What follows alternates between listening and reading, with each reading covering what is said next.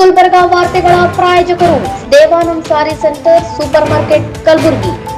Devanand sari centre ಹಲವು ವರ್ಷಗಳಿಂದ ಕಲಬುರಗಿ ಮಹಾಜನತೆಯ ಭರವಸೆ ಗಳಿಸಿರುವ ರೇಷ್ಮೆ ಸೀರೆಗಳ ಅತಿ ದೊಡ್ಡ ಶೋರೂಮ್. ಹಬ್ಬಗಳು, ಮದುವೆ, ಉಪನಯನ ಹಾಗೂ ನಿಮ್ಮ ಮನೆಯ ಶುಭ ಸಮಾರಂಭಗಳಿಗೆ ಬೇಕಾಗುವ ರೇಷ್ಮೆ ಸೀರೆಗಳಿಗೆ ದೂರದ ಬೆಂಗಳೂರು, ಹೈದರಾಬಾದ್ ನಗರಗಳಿಗೆ ಹೋಗುವ ಅಗತ್ಯವಿಲ್ಲ. ದೇವಾನಂದ್ ಸ್ಯಾರಿ ಸೆಂಟರ್ ನೀಡುತ್ತಿದೆ exclusive silk sari collections. Devanand sari ಸೆಂಟರ್ನಲ್ಲಿ ಈಗ ಮದುವೆ ಮುಂತಾದ ಶುಭ ಸಮಾರಂಭಗಳಿಗೆ ಕಾಂಚೀವರಂ ಸೇರಿದಂತೆ wedding brocade saris, pure Dharmavaram ಸೀರೆಗಳು, ಪ್ಯೂರ್ ಬನಾರಸ್ ಸೀರೆಗಳು, pure Uppada silk, pure Ilkal ಸೀರೆಗಳು, pure fancy Gadwal silk, pure Paithani ಸೀರೆಗಳು, ಪ್ಯೂರ್ ಸಾಫ್ಟ್ ಸಿಲ್ಕ್ ಸೀರೆಗಳು ವಿವಿಧ ವಿನ್ಯಾಸಗಳಲ್ಲಿ. ಕಲಬುರಗಿಯಲ್ಲೇ ಅತಿ ದೊಡ್ಡ ಮತ್ತು ವಿಶಾಲವಾದ 10,000 ಚದುರ ಅಡಿ ಇರುವ ಏಕೈಕ ಸ್ಯಾರಿ ಸೆಂಟರ್ ದೇವಾನಂದ್ ಸ್ಯಾರಿ ಸೆಂಟರ್. ಭೇಟಿ ಕೊಡಿ. ದೇವಾನಂದ್ ಸ್ಯಾರಿ ಸೆಂಟರ್, ಕಾಮತ್ ಹೋಟೆಲ್ ಹಿಂದುಗಡೆ, ಸೂಪರ್ ಮಾರ್ಕೆಟ್, ಕಲಬುರಗಿ.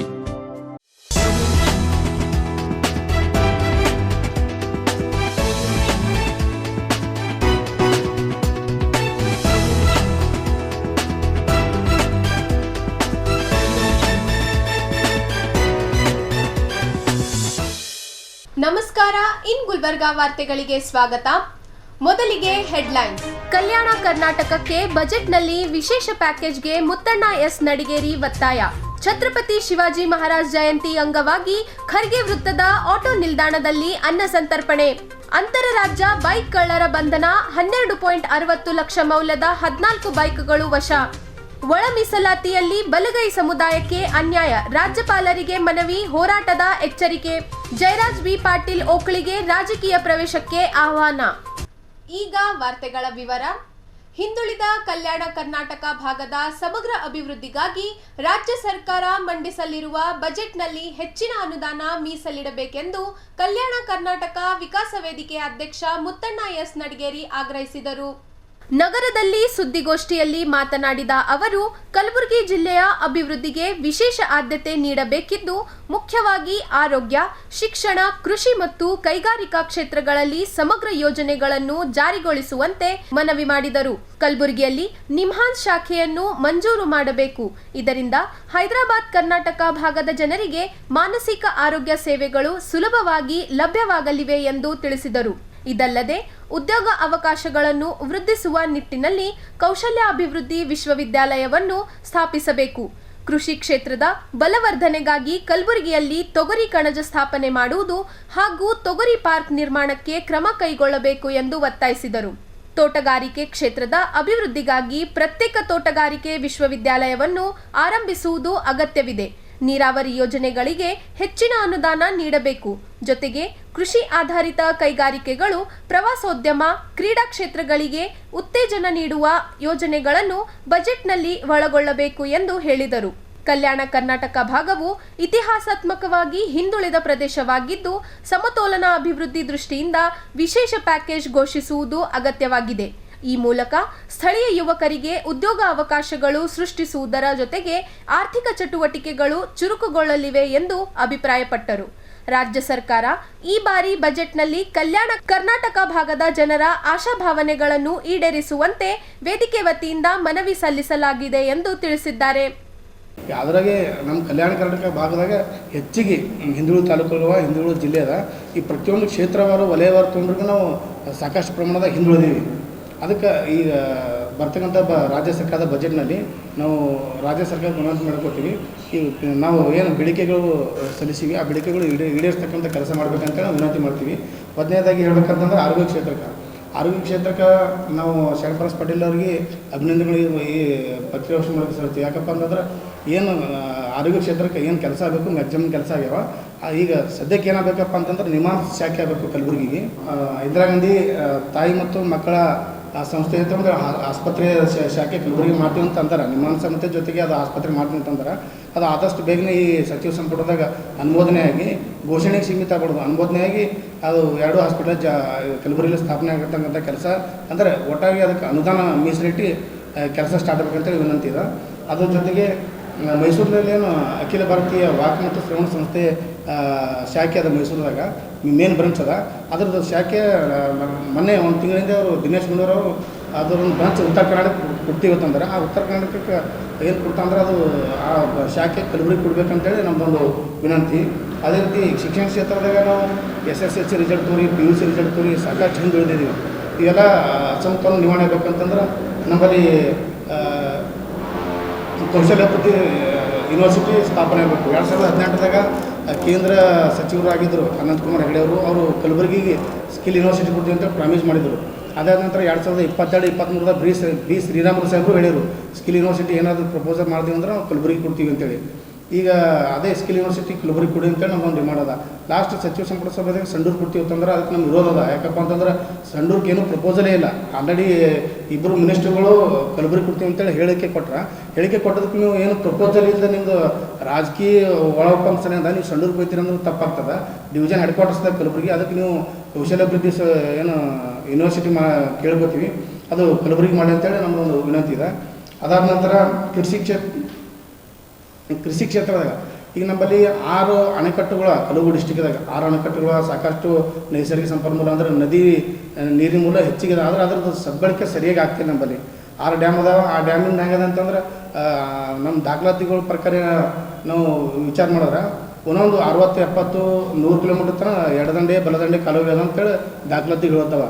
ಆದರೆ ಒಂದು 2-3 ಕಿಲೋಮೀಟ್ರ್ ಹೋದ ತಕ್ಷಣ ಅದು ಮುಂದದು ಕಾಲುವೆಗಳು ಕಾಣಲೇ, ಅದು ಎಲ್ಲಿ ಕಣ್ಮರೆ ಆಗ್ತಾವೆ ಅಟ್ರ ಮಟ್ಟಿಗೆ ಅದು ನೀರಾವರಿ ನಮ್ಮಲ್ಲಿ ನಿಷ್ಕಾಳಜಿ ಇದೆ.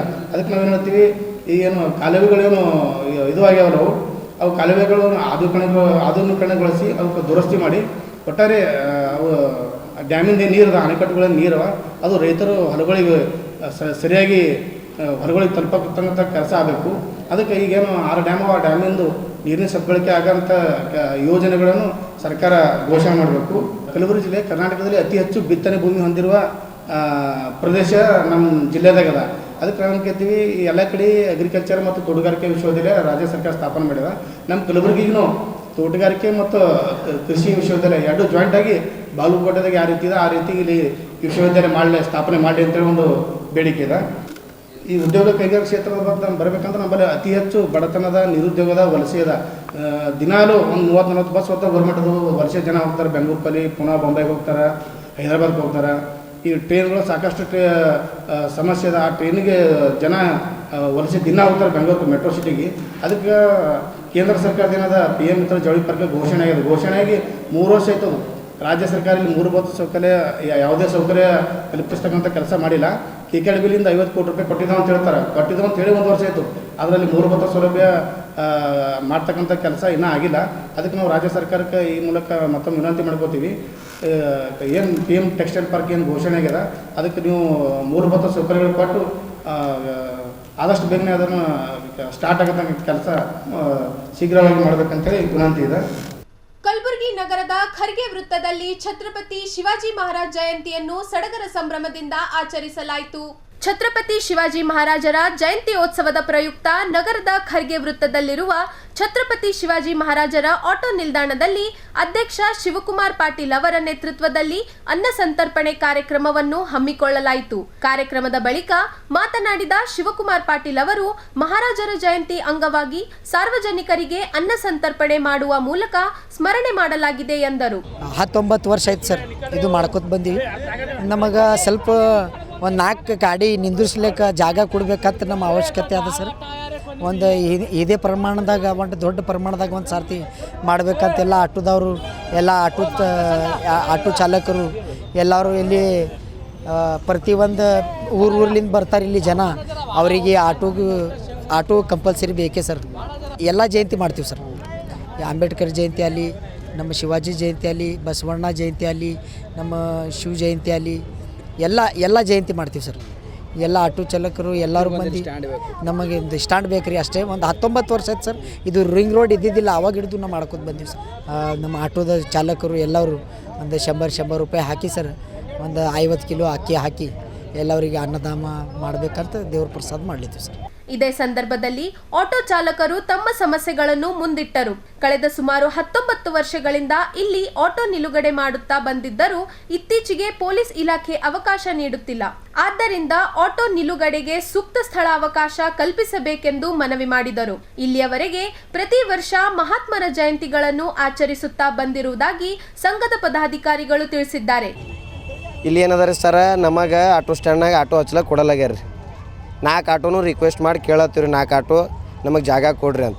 ಅಂದ್ರೂ ಪೊಲೀಸರು ಬಂದು ನಮಗೆ ತಿಗಿರಿ ಗಾಡಿ ಹಚ್ಚಲಕ್ಕೆ ಕೊಡಲಾಗ್ಯಾರ ಸರ್. ಇಲ್ಲಿ 19 ವರ್ಷ ಆಯ್ತು ರೀ ಇಲ್ಲಿ ಆಟೋ ಹಚ್ದೇವ್ರಿ ನಾವು. ಒಬ್ಬರನ್ನು ಆಟೋ ಹಚ್ಲಕ್ಕೆ ಕೊಡಲಾಗ್ಯಾರ ರೀ ಸ್ಟ್ಯಾಂಡ್ನಾಗ ರೀ. ಅದೇ ನಮಗೆ ರಿಕ್ವೆಸ್ಟ್ ಮಾಡತ್ತೀವಿ ರೀ, 4 ಆಟೋ ಹಚ್ಲಕ್ಕೆ ಕೊಡ್ರಿ ಅಂತ ಪೊಲೀಸರಿಗೆ. ಪ್ರತಿಯೊಂದು ಜಯಂತಿ ಮಾಡ್ತೀವಿ ಸರ್. ಅಂಬೇಡ್ಕರ್ ಜಯಂತಿ, ಶಿವಾಜಿ ಜಯಂತಿ, ಬಸವಣ್ಣ ಜಯಂತಿ, ಪ್ರತಿಯೊಂದು ಜಯಂತಿನೂ ಇಲ್ಲಿ ಮಾಡ್ತೀವಿ ಸರ್. ಎಲ್ಲದರಿಗೆ ಅನ್ನದಾನ ಕೊಡ್ತೀವಿ ಸರ್. ಈ ಸಂದರ್ಭದಲ್ಲಿ ಬಸ್ಸು ಯಲಗಾರ್, ಸುಭಾಷ್ ಚೌಹಾಣ್, ನಾಗೇಶ್, ಸೋಮನಾಥ್ ವಾಸುದೇವ್, ನಾಗರಾಜ್, ರಾಮು, ಮೋಹನ್ ದಾಸ್ರಿ, ಪವನ್, ದಶರಥ್, ಪರಮೇಶ್ವರ್, ರಾಜೇಂದ್ರ, ಸತೀಶ್, ಉಮೇಶ್ ಕಾಳೆ, ಅಕ್ಷಯ್ ಪ್ರಭು, ರಾಹುಲ್, ಉಸ್ಮಾನ್ ಸೇರಿದಂತೆ ಆಟೋ ಚಾಲಕರ ಸಂಘದ ಪದಾಧಿಕಾರಿಗಳು ಹಾಗೂ ಸದಸ್ಯರು ಉಪಸ್ಥಿತರಿದ್ದರು. ಕಲಬುರಗಿಯಲ್ಲಿ ಅಂತಾರಾಜ್ಯ ಮಟ್ಟದಲ್ಲಿ ಬೈಕ್ ಕಳ್ಳತನ ನಡೆಸುತ್ತಿದ್ದ 2 ಕುಖ್ಯಾತ ಕಳ್ಳರನ್ನು ಬಂಧಿಸುವಲ್ಲಿ ಸಬ್ ಅರ್ಬನ್ ಪೊಲೀಸ್ ಠಾಣಾ ಪೊಲೀಸರು ಯಶಸ್ವಿಯಾಗಿದ್ದಾರೆ. ಬಂಧಿತರಿಂದ ರೂಪಾಯಿ 12,60,000 ಮೌಲ್ಯದ ಒಟ್ಟು 14 ಬೈಕ್ಗಳನ್ನು ವಶಪಡಿಸಿಕೊಳ್ಳಲಾಗಿದೆ. ಈ ಕುರಿತು ನಗರ ಪೊಲೀಸ್ ಆಯುಕ್ತರಾದ ಡಾಕ್ಟರ್ ಶರಣಪ್ಪ ಎಸ್ಡಿ ಮಾಹಿತಿ ನೀಡಿದ್ದು, ಬಂಧಿತ ಆರೋಪಿಗಳನ್ನು ಮೊಹಮ್ಮದ್ ನಾಸಿರ್ ಹಾಗೂ ಮೊಹಮ್ಮದ್ ಆರಿಫ್ ಎಂದು ಗುರುತಿಸಲಾಗಿದೆ. ಇವರು ಕಲಬುರಗಿ ಸೇರಿದಂತೆ ಬೀದರ್, ಸೋಲಾಪುರ್, ಸಂಗಾರೆಡ್ಡಿ ಹಾಗೂ ಹೈದರಾಬಾದ್ ಭಾಗಗಳಲ್ಲಿ ಬೈಕ್ ಕಳ್ಳತನ ಮಾಡಿರುವುದಾಗಿ ವಿಚಾರಣೆ ವೇಳೆ ಒಪ್ಪಿಕೊಂಡಿದ್ದಾರೆ. ಕಳೆದ ಅಕ್ಟೋಬರ್ 28ರಂದು ಸಬ್ ಅರ್ಬನ್ ಠಾಣೆಯಲ್ಲಿ ದಾಖಲಾಗಿದ್ದ ಬೈಕ್ ಕಳ್ಳತನ ಪ್ರಕರಣದ ಬೆನ್ನತ್ತಿದ ಪೊಲೀಸರು ಕಪನೂರ್ ಇಂಡಸ್ಟ್ರಿಯಲ್ ಏರಿಯಾ ಬಳಿ ಅನುಮಾನಾಸ್ಪದವಾಗಿ ಸಂಚರಿಸುತ್ತಿದ್ದ ಆರೋಪಿಗಳನ್ನು ವಶಕ್ಕೆ ಪಡೆದು ವಿಚಾರಣೆ ನಡೆಸಿದಾಗ ಪ್ರಕರಣ ಬೆಳಕಿಗೆ ಬಂದಿದೆ. ಬಂಧಿತರಿಂದ ಕಲಬುರಗಿ ನಗರದಲ್ಲಿ 3, ಜಿಲ್ಲೆಯಲ್ಲಿ 2, ಬೀದರದಲ್ಲಿ 2, ಸೋಲಾಪುರದಲ್ಲಿ 1, ಸಂಗಾರೆಡ್ಡಿಯಲ್ಲಿ 2 ಹಾಗೂ ಹೈದರಾಬಾದ್ನಲ್ಲಿ 4 ಬೈಕ್ಗಳನ್ನು ಸೇರಿ ಒಟ್ಟು 14 ಬೈಕ್ಗಳನ್ನು ಜಪ್ತಿ ಮಾಡಲಾಗಿದೆ. ಬಂಧಿತ ಆರೋಪಿಗಳನ್ನು ನ್ಯಾಯಾಂಗ ಬಂಧನಕ್ಕೆ ಒಪ್ಪಿಸಲಾಗಿದೆ. 2 ಜನ ರೂಢಿಗತ ಅಪರಾಧಿಗಳನ್ನು ಬಂಧಿಸುವಲ್ಲಿ ಯಶಸ್ವಿಯಾಗಿದ್ದಾರೆ.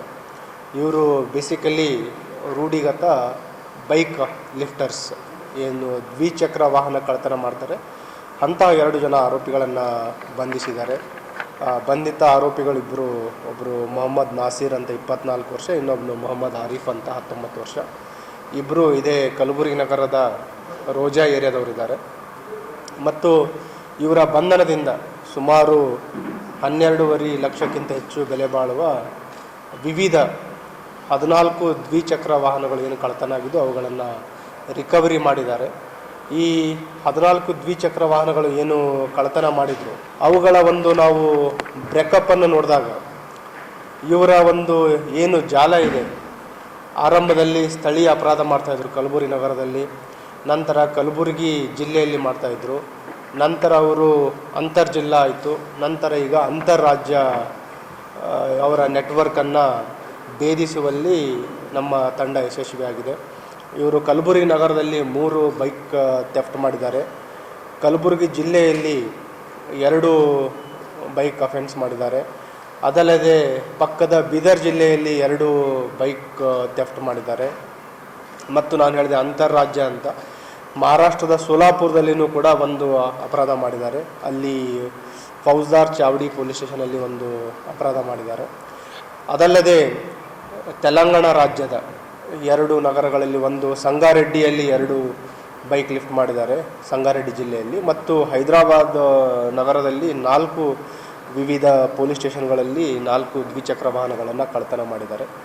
ಮತ್ತು ಇದರಲ್ಲಿ ನಾವು ಗಮನಿಸಬೇಕಾಗಿದೆ ಏನಂತಂದರೆ, ಏನು ಇವರು ಅಪರಾಧ ಮಾಡ್ತಾಯಿದ್ರು, ಅಪರಾಧ ಮಾಡಿದ ನಂತರ ಇಮಿಡಿಯೇಟ್ ಏನು ವಿತೌಟ್ ನಂಬರ್ ಪ್ಲೇಟ್ ಮತ್ತು ವಿತೌಟ್ ಡಾಕ್ಯುಮೆಂಟ್ಸ್ ಇವುಗಳನ್ನು ತುಂಬ ಕಡಿಮೆ ಬೆಲೆಗೆ ಮಾರಾಟ ಮಾಡ್ತಾಯಿದ್ರು. ಅಂಥ ಡುಪ್ಲಿಕೇಟ್ ಕೀ ಬಂಚ್ಗಳನ್ನು ಬಳಸ್ಕೊಂಡು ಅಪರಾಧ ಮಾಡ್ತಾಯಿದ್ರು. ಈಗ ಇವರ ಜೊತೆಗೆ ಇನ್ನೊಬ್ಬ ಆರೋಪಿಯ ಬಗ್ಗೆ ಕೂಡ ನಮಗೆ ಸುಳಿವಿದೆ. ಆದಷ್ಟು ಬೇಗ ಆರೋಪಿಯನ್ನು ಕೂಡ ನಾವು ಬಂಧಿಸಲಿಕ್ಕೆ ನಮ್ಮ ಸ್ಥಳೀಯ ಅಧಿಕಾರಿಗಳಿಗೆ ನಿರ್ದೇಶನವನ್ನು ನೀಡಿದ್ದೀವಿ. ಅದರಲ್ಲಿ ಒಬ್ಬ ಅಪರಾಧಿಗೆ ಯಾವುದೇ ಅಪರಾಧದ ಹಿನ್ನೆಲೆ ಇಲ್ಲ, 1ನೇ ಆರೋಪಿಗೆ. 2ನೇ ಆರೋಪಿ ಏನಿದ್ದಾನೆ ಅವನಿಗೆ ಕಳೆದ ವರ್ಷ MB ನಗರ ಸ್ಟೇಷನ್ಗಳಲ್ಲಿ ವಿವಿಧ 3 ಪ್ರಕರಣಗಳಾಗಿದ್ದು ಅವನು ಮೇಲೆ ಮುಂಜಾಗ್ರತೆಗಾಗಿ ಅವನಿಗೆ MOV ಪರೇಡಲ್ಲೇ ಕೂಡ ಅಟೆಂಡ್ ಆಗಿದ್ದ. ಪ್ರಕರಣವನ್ನು ಭೇದಿಸಿದ ಅಧಿಕಾರಿಗಳು ಹಾಗೂ ಸಿಬ್ಬಂದಿಯನ್ನು ಪೊಲೀಸ್ ಆಯುಕ್ತರು ಶ್ಲಾಘಿಸಿ ಪ್ರಶಂಸನಾ ಪತ್ರ ವಿತರಿಸಿದರು. ಪತ್ರಿಕಾಗೋಷ್ಠಿಯಲ್ಲಿ DCP Praveen Nayak, ACP Basaveshwar Heera, PI Nataraj Lade, PSI Shashikala ಸೇರಿದಂತೆ ಇತರ ಅಧಿಕಾರಿಗಳು ಉಪಸ್ಥಿತರಿದ್ದರು. ಈಗ ಒಂದು ಚಿಕ್ಕ ವಿರಾಮ.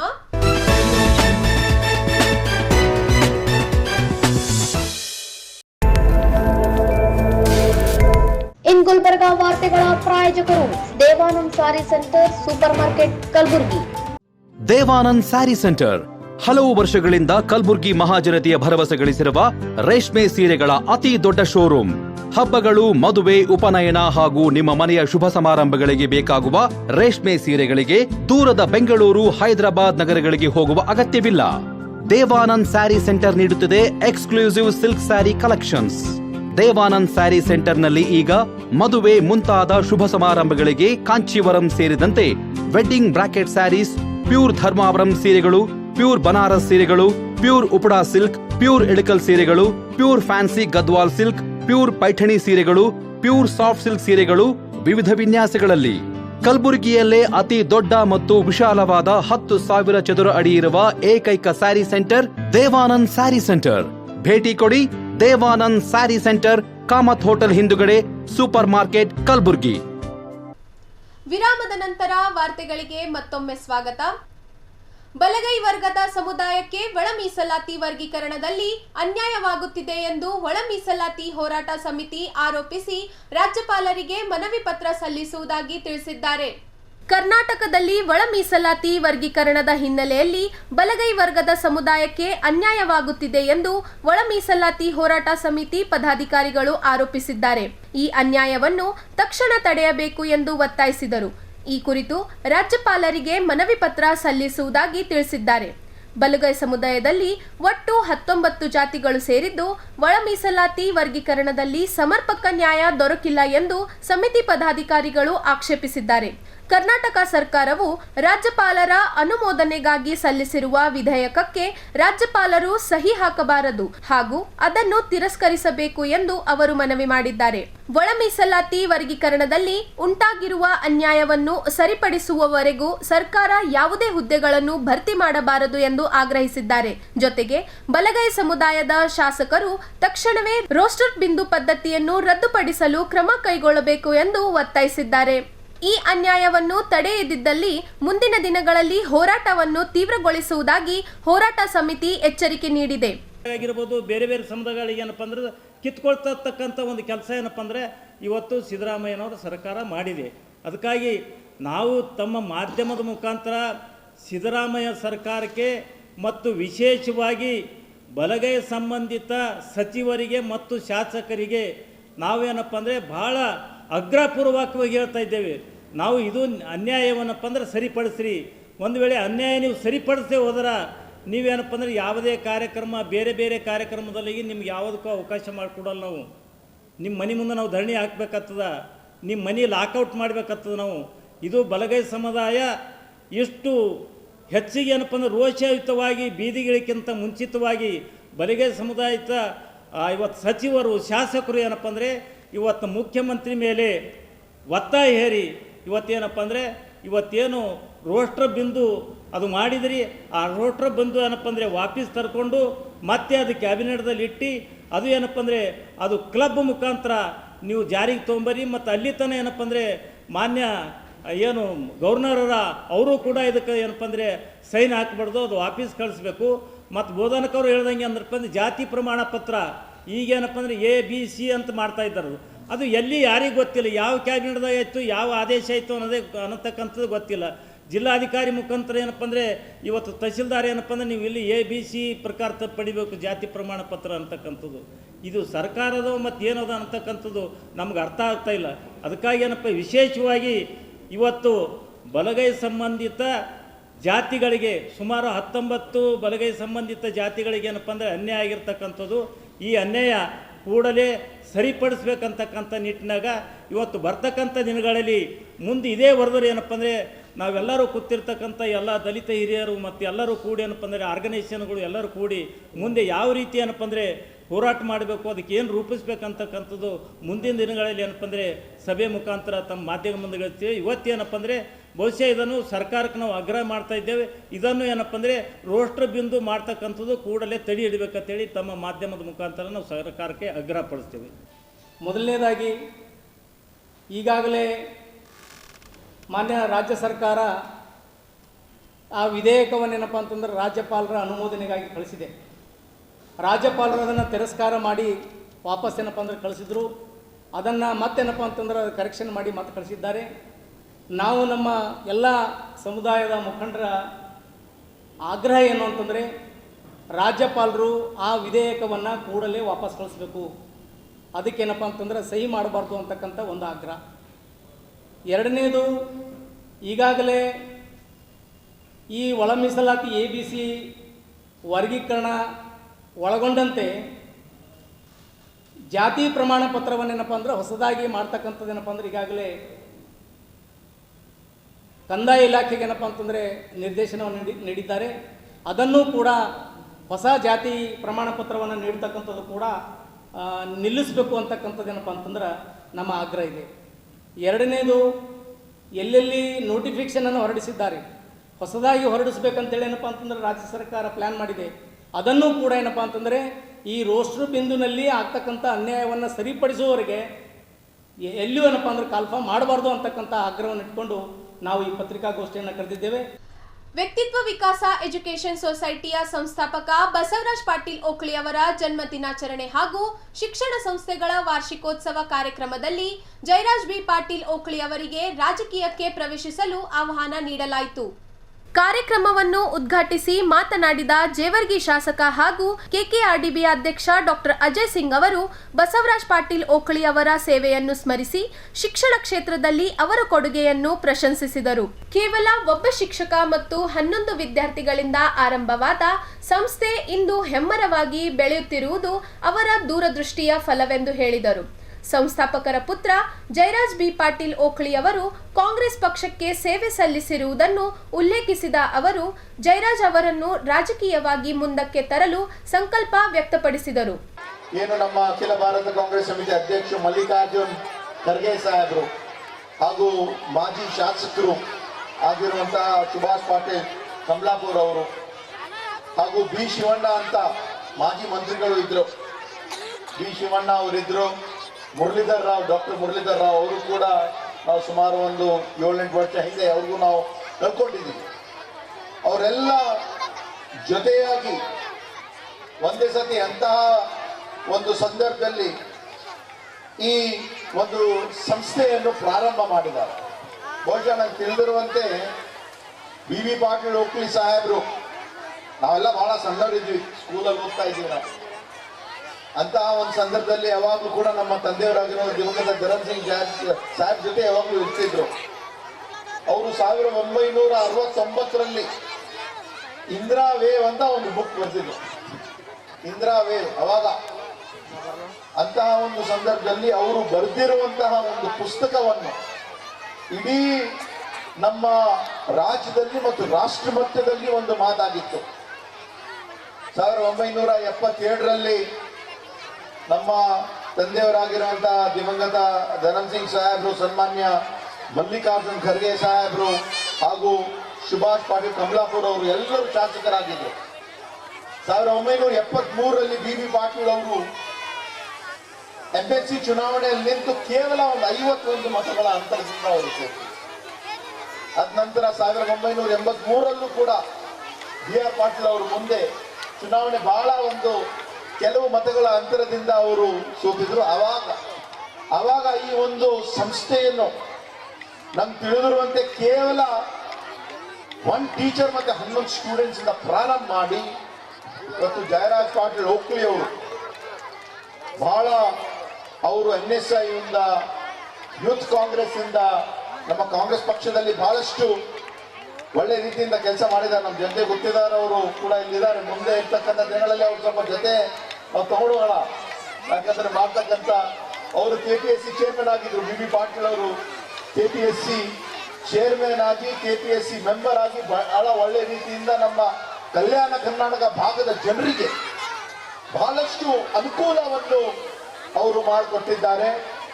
ಇವತ್ತು ಇಷ್ಟೊಂದು ಇನ್ಸ್ಟಿಟ್ಯೂಷನ್ಸ್ ಏನು ನಮ್ಮ ಜಯರಾಜ್ ಬಿ ಓಕ್ಲಿ ಅವರೆಲ್ಲ ಕುಟುಂಬದವರೆಲ್ಲರೂ ಸೇರಿ, Vikas he is also very young and energetic, very upcoming, so we are always with you Vikas, and Jayaraj sir also is here.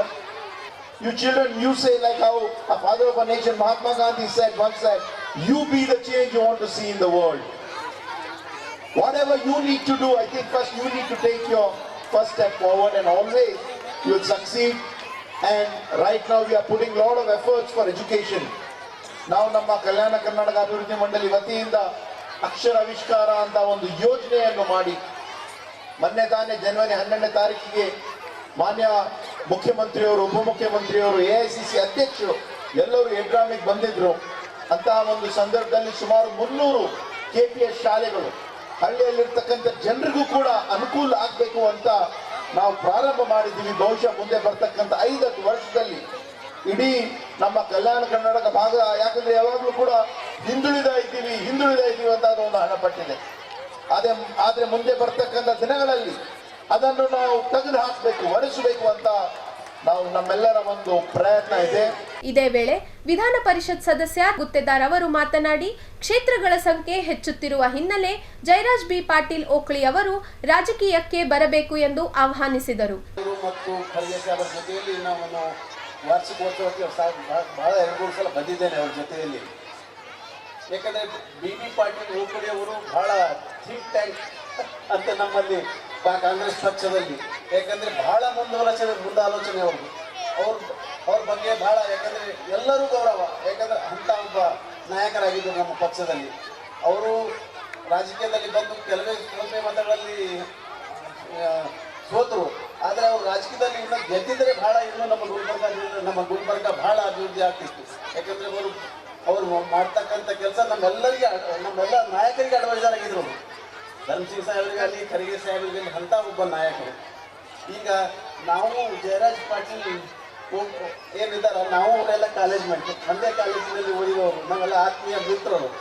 ಹೀಗಾಗಿ ನಾವು ಈಗ ನಮ್ಮ ಅಜಯ್ ಸಿಂಗ್ ಅವರು ನನಗೆ ಹೇಳಿದ್ರಲ್ಲ, ನಾವೆಲ್ಲ ಜೊತೆಯಲ್ಲಿ ತೊಗೊಂಡು ಹೋಗೋಣ ಅಂತೇಳಿ. ನಾನು ಹೇಳಿದೆ ಅವರಿಗೆ, ನಾವೆಲ್ಲ ಕಾಲೇಜ್ ಬಿಟ್ಟು ಈಗ ಬರೋದಕ್ಕಿಂತ ಮೊದಲೇ ನಾವು ಮಾತಾಡಿದ್ದೇವೆ. ಯಾಕಂದರೆ ಈಗ ಕಾನ್ಸ್ಟಿಟ್ಯೂನ್ಸಿಗಳು ಹೆಚ್ಚಿಗೆ 72 ಕಾನ್ಸ್ಟಿಟ್ಯೂನ್ಸಿಗಳು ಹೆಚ್ಚಾಗ್ತಾ ಇದ್ದಾವೆ, ಮತ್ತು ತಮ್ಮದು ಆಗ್ತಾ ಇದೆ, ಮುಂದೆ ತಾವು ರೆಡಿ ಆಗಬೇಕಂತ ನಾನು, ಯಾಕಂದ್ರೆ ಅವ್ರು ಹೇಳಿರಲಿಲ್ಲ ನನಗೆ, ಅಜಯ್ ಸಿಂಗ್ ಅವ್ರು ಹೇಳಿರಲಿಲ್ಲ.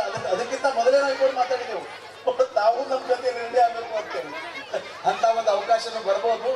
ಯಾಕಂದರೆ ಅವರು ನಾವೆಲ್ಲ, ಯಾಕಂದರೆ ಶರಣಬಸಪ್ಪ, ದರ್ಶನಪುರ ಅವರು, ನಾವು ಇವರೆಲ್ಲ ಕಾಲೇಜ್ ಮೇಟ್ಸ್ ಎಲ್ಲ ನಮ್ಮ ಟೀಮೇ ಒಂದು ರೀತಿ ಹೋಗ್ತಾ ಇದೆ. ಅದಕ್ಕೆ ತಾವು ರೆಡಿ ಆಗಬೇಕಂತ ಅವ್ರಿಗೆ ಹೇಳಿದ್ದೇವೆ. ಶಿಕ್ಷಕರು, ವಿದ್ಯಾರ್ಥಿಗಳು ಹಾಗೂ ಸಾರ್ವಜನಿಕರು ಉಪಸ್ಥಿತರಿದ್ದರು. ಇಲ್ಲಿಗೆ ವಾರ್ತಾ ಪ್ರಸಾರ ಮುಕ್ತಾಯ. ಮುಂದಿನ ಸಂಚಿಕೆಯಲ್ಲಿ ಭೇಟಿಯಾಗೋಣ. ನಮಸ್ಕಾರ.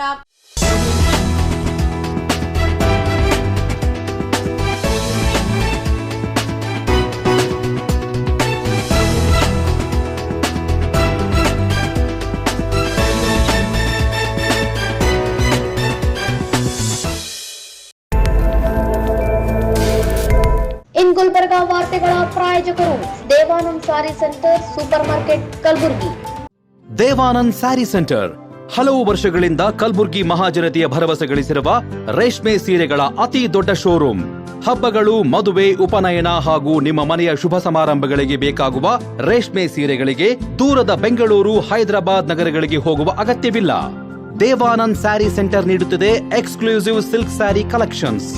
ದೇವಾನಂದ್ ಸ್ಯಾರಿ ಸೆಂಟರ್ನಲ್ಲಿ ಈಗ ಮದುವೆ ಮುಂತಾದ ಶುಭ ಸಮಾರಂಭಗಳಿಗೆ ಕಾಂಚೀವರಂ ಸೇರಿದಂತೆ wedding brocade saris, pure Dharmavaram ಸೀರೆಗಳು, ಪ್ಯೂರ್ ಬನಾರಸ್ ಸೀರೆಗಳು, pure Uppada silk, pure Ilkal ಸೀರೆಗಳು, pure fancy Gadwal silk, pure Paithani ಸೀರೆಗಳು, ಪ್ಯೂರ್ ಸಾಫ್ಟ್ ಸಿಲ್ಕ್ ಸೀರೆಗಳು ವಿವಿಧ ವಿನ್ಯಾಸಗಳಲ್ಲಿ. ಕಲಬುರಗಿಯಲ್ಲೇ ಅತಿ ದೊಡ್ಡ ಮತ್ತು ವಿಶಾಲವಾದ 10,000 ಚದುರ ಅಡಿ ಇರುವ ಏಕೈಕ ಸ್ಯಾರಿ ಸೆಂಟರ್ ದೇವಾನಂದ್ ಸ್ಯಾರಿ ಸೆಂಟರ್. ಭೇಟಿ ಕೊಡಿ. ದೇವಾನಂದ್ ಸ್ಯಾರಿ ಸೆಂಟರ್, ಕಾಮತ್ ಹೋಟೆಲ್ ಹಿಂದುಗಡೆ, ಸೂಪರ್ ಮಾರ್ಕೆಟ್, ಕಲಬುರಗಿ.